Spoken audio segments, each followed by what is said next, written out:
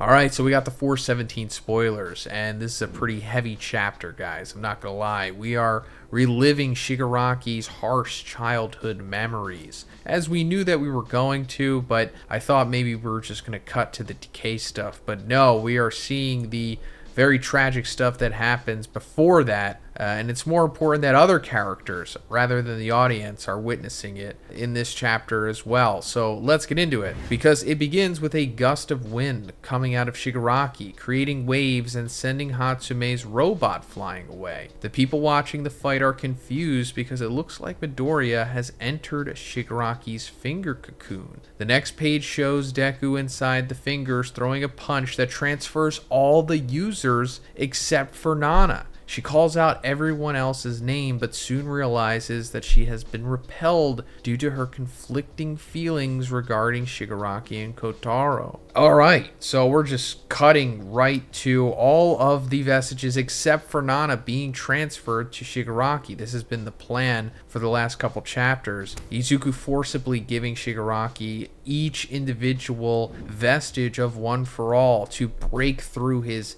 inner consciousness, or even I guess you could say his subconsciousness, to get past the Shigaraki aspect and more so into the Tenko aspect that is being held back by Shigaraki. This way they can, I guess, defeat him from the outside in. And now he has all of them except for Nana, and it says she repelled herself essentially due to her conflicting feelings regarding Shigaraki and Kotaro. Shigaraki, aka Tenko, her grandson; Kotaro, Shigaraki's father, her son, who she abandoned because of All for One. And we'll get into that because this is mainly what the chapter is about, I suppose. When Deku's about to ring the doorbell, he's approached by a dark version of himself. What are you planning? It says. What will actually change if you know about the past? Deku realizes that it's Shigaraki talking to him and says that he doesn't know for sure, but he has to find out. So yeah, Izuku is now not only reliving the memories of Shigaraki, but he's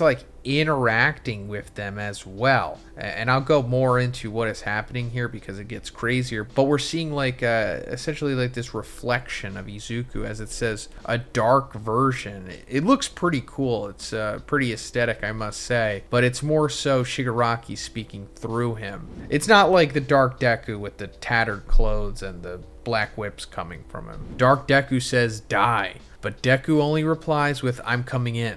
But before he does, he almost gets hit by a truck and his backpack gets scratched, which makes Deku realize that he is physically inhabiting that world. But first, let's talk about the sponsor of this video, Factor. Also, if you're familiar with HelloFresh, which I've also used before and love, Factor is in partnership with them. Factor is the perfect solution if you're looking for fast upscale options done easily, because they're 2-minute meals, so you can fuel up fast with Factor's restaurant quality meals, meaning they're 100% ready to heat and eat, so there's no prepping, cooking, or cleanup needed, and it's flexible for your schedule because you can get as much or little as you need by choosing 6 to 18 meals per week, plus you can pause or reschedule your deliveries anytime. So first I tried the jalapeno popper burger with cauliflower popper rice and roasted zucchini. I love this so much. The jalapenos go so well with the burger, and they always do their cauliflower rice so well. I also really like how the zucchini balances everything out. Then I tried the vegan mushroom marsala with onion risotto and roasted garlic green beans. This is another meal that I absolutely love because they made this mushroom marsala so good, and the onion risotto is fantastic. Can't get enough of this stuff. Factor also has these really cool wellness shots. I tried the apple ginger lemon cayenne, and you really feel it on the first sip. I usually take these on a fasted stomach, and they make me feel so good. So guys, you can get Factor by checking the link in the description, or head to factor75.com and make sure you use code Zhoniin50 to get 50% off your first Factor box and free wellness shots for life. 2 free wellness shots from 3 available flavors for every order while you are an active subscriber. Thanks, guys. So yeah, Izuku, like we said, not only interacting with Shigaraki's memories, but it's somehow become this tangible reality as well. And this is full-blown quirk singularity on display here. Not like the world ending aspect of it, but quirks becoming so powerful that people are no longer in control of them. Like they're gaining these powers that are literally breaking reality. Like, it's one thing for the two quirks of One for All and All for One to interact with each other and create this phenomenon where they can relive each other's memories via being transported to some different type of reality, but now it's become some kind of tangible world as well, at least for the inhabitants of it, which is just wild. Also, I need to point out, Izuku in this flashback reality world thing, he's wearing his school uniform again. Nana says that since Deku is a One for All user, he has taken on a physical form when entering Shigaraki's unconscious worlds and can now interact with it. Deku is surprised to see Nana, and she apologizes for being blocked. But Deku says that he's glad to have her with him.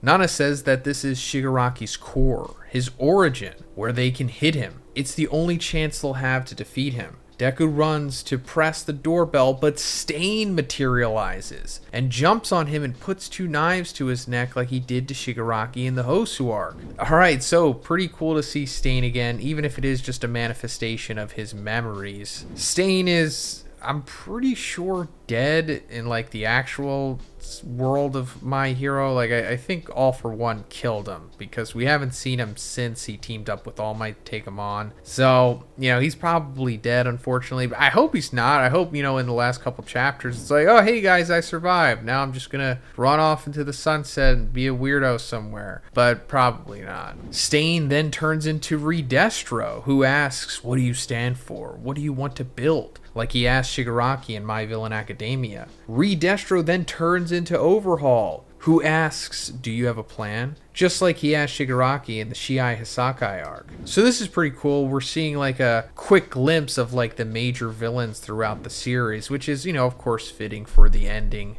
And also their iconic phrases towards Shigaraki individually, but how they also now pertain to Deku more than anything, because it's exactly what he is doing. He is going into defeating Shigaraki here in his unconsciousness, similar to how Shigaraki went about becoming the new symbol of evil. Overhaul asks, do you have a plan? And Deku replies, no, now get out of my way. He runs away and opens the door, but it turns into that photo of Nana and baby Kotaro. While we hear the conversation between Hana and Tenko, Nana sees the photo and gets teary-eyed. Deku walks through the door and sees Kotaro beating his son, but Tenko is represented as a black silhouette. Nana starts crying and Deku runs towards them, but is blocked by Shigaraki's rejection. Kotaro says that their grandmother is a demon who abandoned her own son. So, this is what I was talking about in the beginning. It was more so important for these characters to witness this because essentially no one really knew about Shigaraki's, you know, tragic backstory other than like All for One and Yujiko, essentially, right? And whoever Shigaraki told in the League of Villains, even if he did tell anybody, maybe Spinner. But this is the first time Nana is seeing it, and she is going to have a lot of blame on herself for this. Because, you know, as it says here, Kotaro says his grandmother is a demon who abandoned her own son, and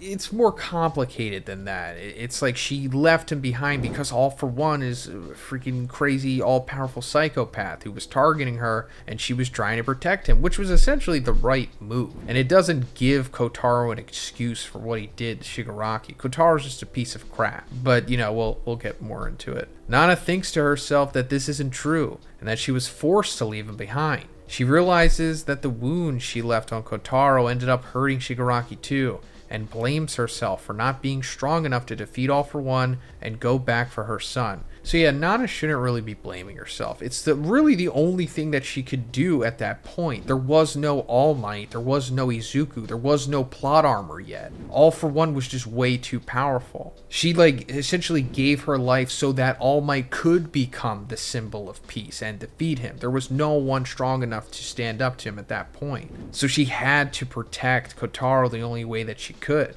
It's not an excuse for him to become an abusive piece of crap. She falls to the ground, but realizes that she has to do something and wipes away her tears. I'm sorry, Kotaro, for being such a weak mother. I'm sorry I never came back. The two of them break through the invisible barrier, and Deku jumps towards Tenko, and Nana hugs Kotaro. With that, Nana finally gets transferred to Shigaraki. Her last thought is, it was all Grandma's fault. The scene changes and Tenko is no longer just a silhouette. Now he's crying in the backyard and starts decaying moan while Deku watches. End of chapter. We're finally getting into the harshest of the harsh stuff.